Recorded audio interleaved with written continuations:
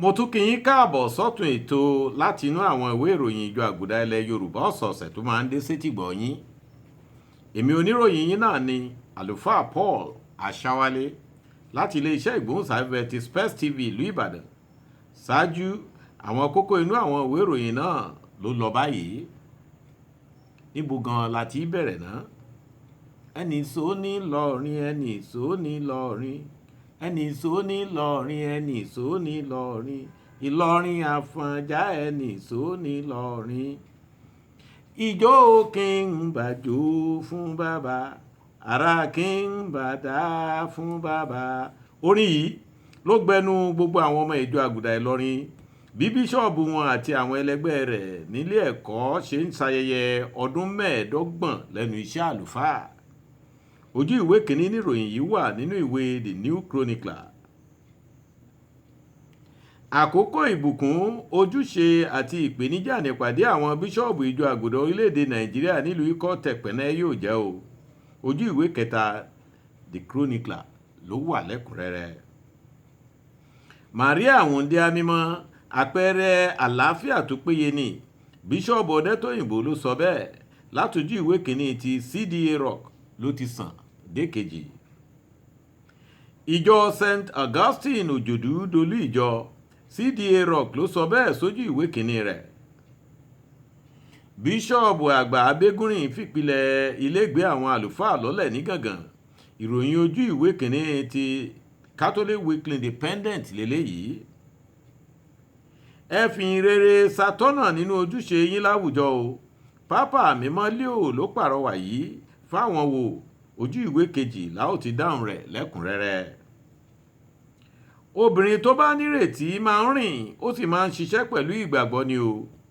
Ojú ìwé kìíní The Herald làyẹ̀wò ẹni tó sọ bẹ́ẹ̀ wà.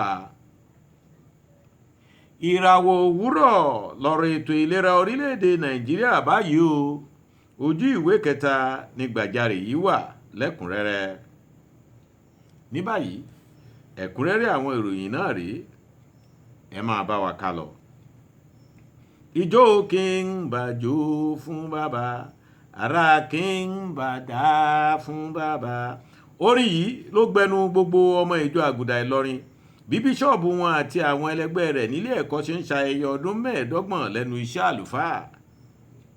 Ẹsẹ̀ tí ìjọ àgùdà Ìlọrin náà sóde lógúnjọ́ oṣù tó kọjá, ijó ló fà á tí orin ọpẹ́ ta kótó sí wọn lẹ́nu bí a ti ṣe kọ́ yìí. Bí bíṣọ́ọ̀bù wọn Most Reverend Dr. Anselm Lawani àti àwọn ẹlẹgbẹ́ rẹ̀ nílé ẹ̀kọ́ tí wọ́n ti di ọdún mẹ́ẹ̀ẹ́dọ́gbọ̀n nínú iṣẹ́ àlùfáà ṣe ń jó tí wọ́n sì ń yọ̀. Ayẹyẹ yìí wáyé ní St. Joseph Catholic Cathedral òpópónà Taiwo nílùú Ìlọrin. Àwọn ẹlẹgbẹ́ bíṣọ́ọ̀bù yìí ni Reverend Father Godwin Olúgbèmí àti Reverend Father John Rita Adégbóyèga. Bíṣọ́ọ̀bù àgbà Tẹkùn Ìbàdàn Most Reverend Gabriel Abégúnrin. Bíṣọ́ọ̀bù Ọ̀yọ́ Most Reverend Dr. Emmanuel Bádéjọ àtàwọn èèyàn jàǹkànjàǹkàn ló pèsè síbi ayẹyẹ náà lọ́jọ́ náà. Àkókò ìbùkún, ojúṣe àti ìpèníjà nípàdé àwọn bíṣọ́ọ̀bù ìjọ àgùdà orílẹ̀-èdè Nàìjíríà nílùú Ikọ̀ Tẹ̀pẹ́nẹ́ yóò jẹ́. Bíṣọ́ọ̀bù ìjọ àgùdà Tẹkùn Ikọ̀ Tẹ̀pẹ́nẹ́ Most Reverend Dr. Camillus Umar ló sọ bẹ́ẹ̀ nígbàradì fún ìgbàlejò ìgbìmọ̀ àwọn bíṣọ́ọ̀bù ilẹ̀ Nàìjíríà lẹ́kùn rẹ̀. Ó ní àsìkò oore ọ̀fẹ́ ni fún gbogbo ọmọ ìjọ ẹkùn náà láti gbà wọ́n lálejò pẹ̀lú aṣojú Pápá Mímọ́ láàrin wọn. Ìpàdé yìí níròyìn sọ pé yóò wáyé láti ọjọ́ 11 oṣù yìí títí dọjọ́ 21 oṣù yìí kan náà. Yóò sì tó àádọ́rùn bíṣọ́ọ̀bù tí wọ́n ń retí jákèjádò orílẹ̀-èdè Nàìjíríà níbi ìpàdé yìí. Màríà Wúndíá mímọ́, àpẹẹrẹ àlàáfíà tó péye ni. Bíṣọ́ọ̀bù Ọdẹ́tóyìnbó ló sọ bẹ́ẹ̀ níbi ẹbọ mímọ́ mísà lójúbọ Màríà Wúndíá mímọ́ lásìkò ìrìn àjò gbogbo ẹkùn ìjọ Abẹ́òkúta tọdún yìí. Sójúbọ yìí ni bíṣọ́ọ̀bù Abẹ́òkúta Most Reverend Dr. Peter Ọdẹ́tóyìnbó ti ṣàpèjúwe ìyá Màríà gẹ́gẹ́ bí ìyá àlàáfíà tó ń gbìmọ̀ àlàáfíà fún gbogbo ayé nígbà gbogbo, nígbà tó jẹ́ pé àwọn ẹ̀dá nílò àlàáfíà láyé wa, lẹ́nu iṣẹ́ wa àti nínú ẹbí wa. Ní pàtàkì láwọn ìpèníjà àkókò yìí ó sì ń gbé ọmọ rẹ̀ lárugẹ nínú iṣẹ́ rẹ̀ pẹ̀lú. Níbọlá fún ìyá Maria fayẹyẹ ìgbékòkèrè ọ̀run rẹ̀ tí wọ́n ṣe lọ́jọ́ 9 oṣù kẹjọ ni bíṣọ́ọ̀bù ti sọ̀rọ̀ wọ̀nyí ní St. Mary Catholic Church, Alana, Ifọ̀, nípínlẹ̀ Ògùn. Ìjọ St. Augustine Òjòdú dolú ìjọ. Kágbo kékeré má ṣe bẹ̀rù yóò di ńlá. Àṣẹ yìí ló ṣẹ mọ́ St. Augustine Òjòdú lára lọ́gbọ̀njọ́ oṣù tó kọjá nígbàtí bíṣọ́ọ̀bù Ọdẹ́tóyìnbó tẹkùn Abẹ́òkúta yà á sí mímọ́ sọ́tọ̀. Bíṣọ́ọ̀bù tún ya àgọ́ ara Olúwa tuntun sí mímọ́, ó sì ya ojúbọ Màríà ìrànlọ́wọ́ wa ayérayé náà sí mímọ́ pẹ̀lú. Bákan náà ló tún bùkún fún ilégbé àwọn àlùfáà tí wọ́n ṣẹ̀ṣẹ̀ kọ́, ó sì yà á sí mímọ́ lọ́jọ́ náà. Bíṣọ́ọ̀bù àgbà Abégúnrin fìpìlẹ̀ ilégbé àwọn àlùfáà lọ́lẹ̀ ní Gàngàn. Ìfilọ́lẹ̀ yìí ló fàjọṣepọ̀ ìjọ àgùdà méjèèjì lágbègbè náà hàn bí àwọn aṣojú ìjọ ti St. Anne Catholic Church ṣe darapọ̀ máyẹyẹ ìfilọ́lẹ̀ ilé àlùfáà àtijọ́ St. Rita. Most Reverend Dr. Gabriel Abégúnrin, bíṣọ́ọ̀bù ẹkùn Ìbàdàn, ìròyìn sọ pé ó fòkúta ìpìlẹ̀ náà lélẹ̀. Àwọn àlùfáà alákòóso ìjọ méjèèjì, Reverend Father Victor Ugbo, alákòóso St. Rita, àti Reverend Father Callistus Afolabi, alákòóso St. Anne's nílùú Ìgàngàn kan náà ló ṣàmúgbálẹ́gbẹ̀ẹ́ bíṣọ́ọ̀bù àgbà níbi mísà ayẹyẹ ìfilọ́lẹ̀ náà.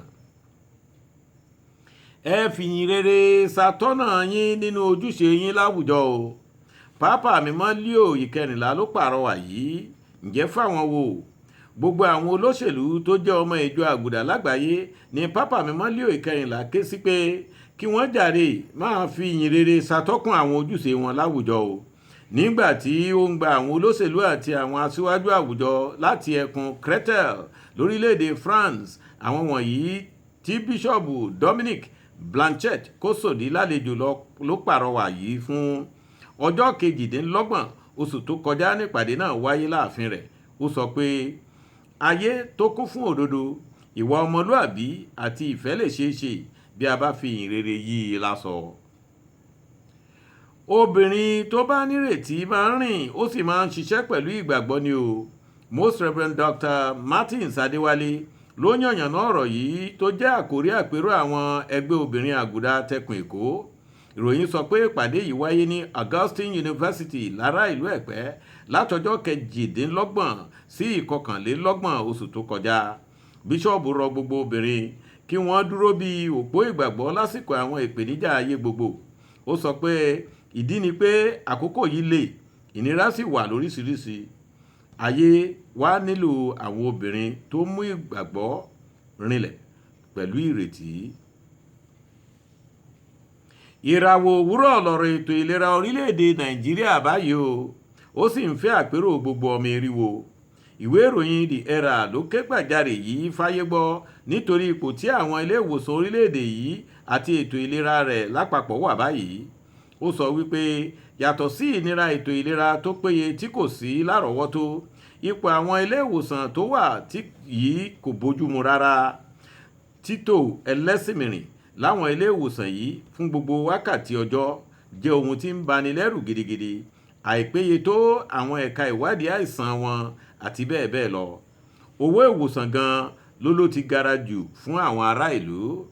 Ìròyìn yìí wá béèrè pé níbo wá ni gbogbo owó ìṣúná lórí ètò ìlera ọdọọdún lọ láti ọ̀dọ̀ ìjọba. Ó tún béèrè pé ǹjẹ́ ó wá yẹ kí ètò ìlera orílẹ̀-èdè yìí di ọmọ ayò táwọn olóṣèlú ó máa ta síra wọn. Èmi a máa ní agbe mi ṣetán, ó ń rèlú ìdáró. Àlùkò mi ṣetán, ó ń rèlú ìkosùn. Lékeléké mi ṣetán, ó ń rèlú ìkẹfun. Àlùfáà Paul Aṣáwálé tún ṣetán lọ́sẹ̀ yìí, ó ń padà sílé bàbá rẹ̀. A ò tún ní sọ jù báyìí lọ ná lọ́sẹ̀ yìí. Ǹjẹ́ títí ọ̀sẹ̀ tí ń bọ̀ tá ò tún máa mú àkọ́tún ìròyìn yìí wá fún yín láti ilé iṣẹ́ ìgbóhùnsáfẹ́fẹ́ ti Space TV ìlú Ìbàdàn láti ń gbàdúrà pé ká tún fire pàdé.